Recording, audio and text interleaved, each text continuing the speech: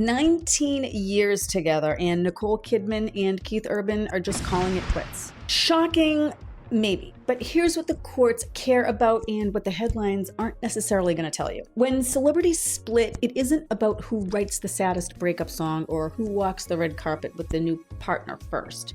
The court isn't tuning in for drama. It's about three things: assets, income streams, and custody. Judges don't hand out points for fame, awards, or headlines. What they care about is stability, documentation, and above all, the best interests of the children. And in this case, Kidman and Urban have two teenage daughters.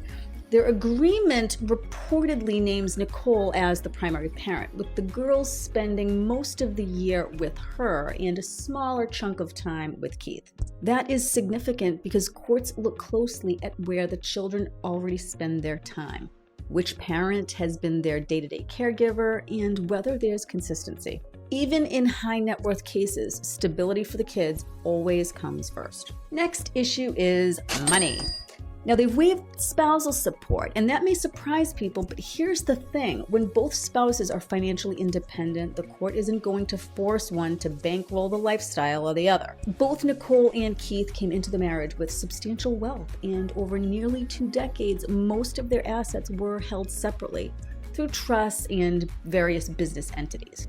Now that makes division cleaner, but also more complex, because now you're not just talking about houses and cars, you're talking about royalties, intellectual property rights, future income streams from songs, films, and endorsements. Now here's the point people often misunderstand: the timing of separation.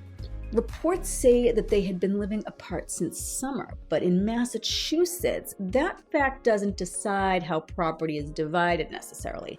Our courts don't draw a hard line where marital assets stop once spouses separate. Instead, judges look at the whole picture: the length of the marriage, the contributions of each spouse, and what is fair under the circumstances.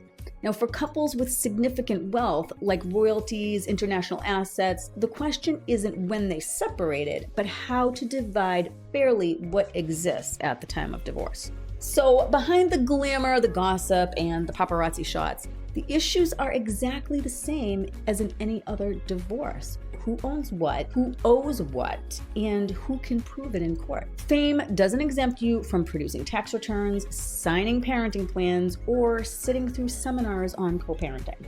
And that's the lesson here. Even A-listers don't get a backstage pass in divorce court.